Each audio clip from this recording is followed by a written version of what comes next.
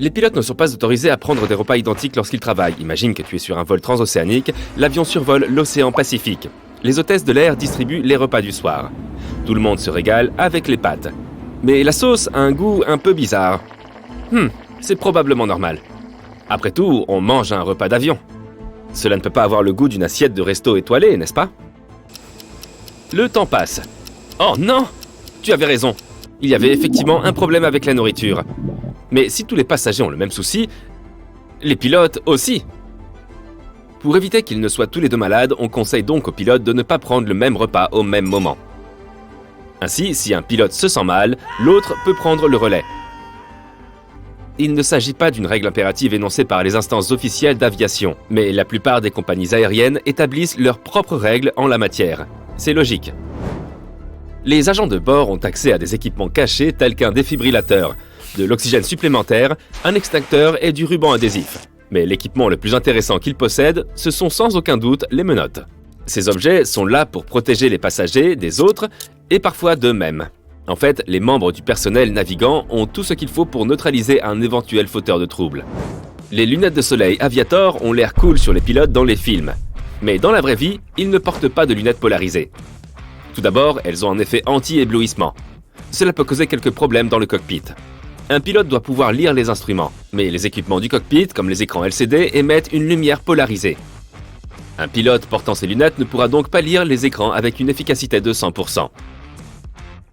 Pour des raisons de sécurité, les pilotes ne doivent donc pas porter de lunettes de soleil.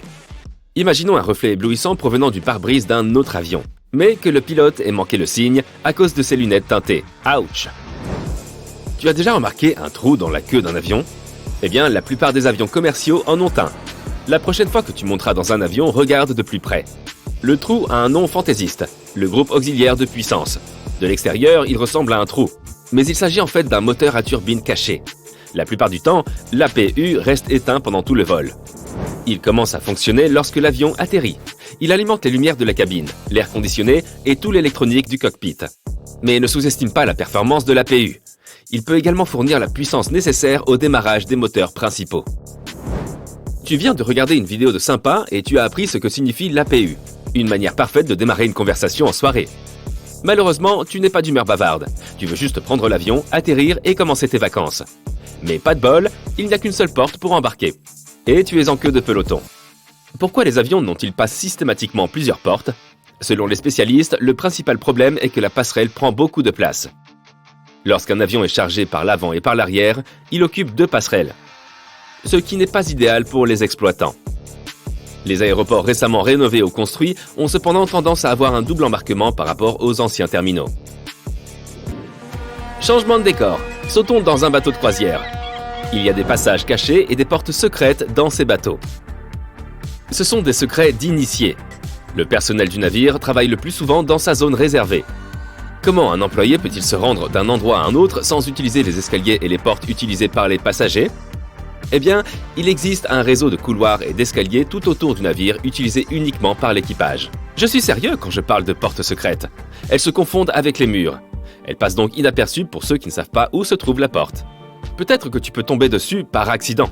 Voici un indice. Fais attention aux murs près des escaliers des clients. Elles sont dans le coin. Dis-toi que ces gigantesques bateaux de croisière sont en fait des objets métalliques flottants. Ceci me conduit à une anecdote amusante sur les cabines de croisière. Les parois de la cabine du bateau de croisière sont magnétiques. Imaginons que tu fasses une croisière d'1 mois à travers plusieurs pays. Tu collectionnes des aimants sur le thème de la destination et tu décores ta cabine. Les vrais amateurs de croisière connaissent cette magie des aimants.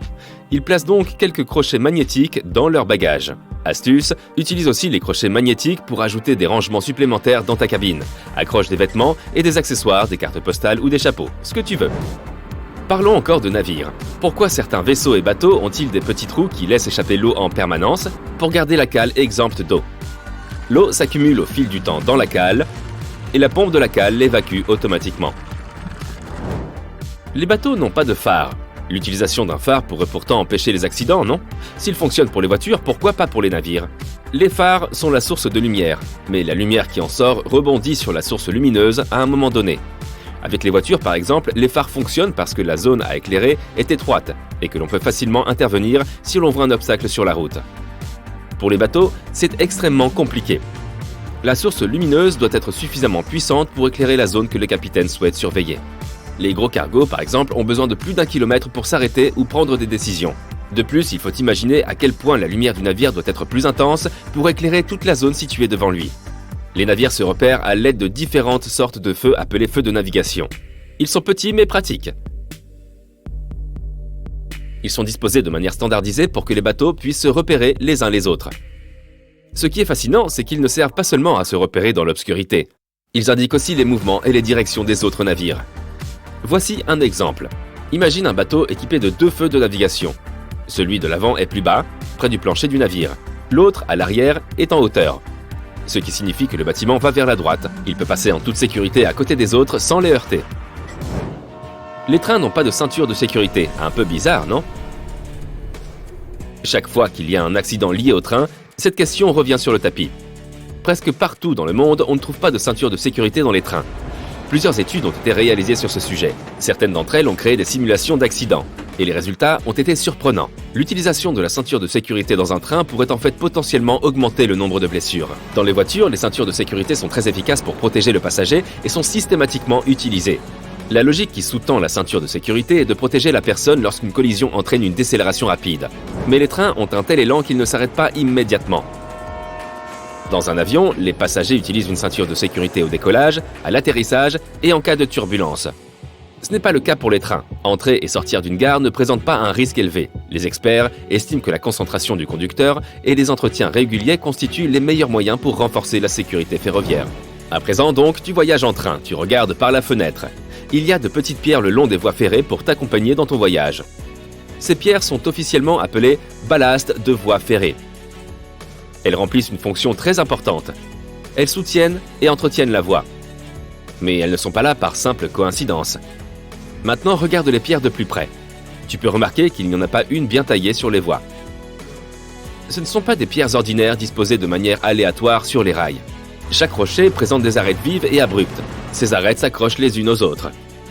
Elles protègent le chemin de fer contre les chocs violents. Elles facilitent l'écoulement de l'eau en cas de forte pluie et empêchent l'herbe et les autres mauvaises herbes de pousser. Maintenant, imaginons qu'on les remplace par des cailloux ronds.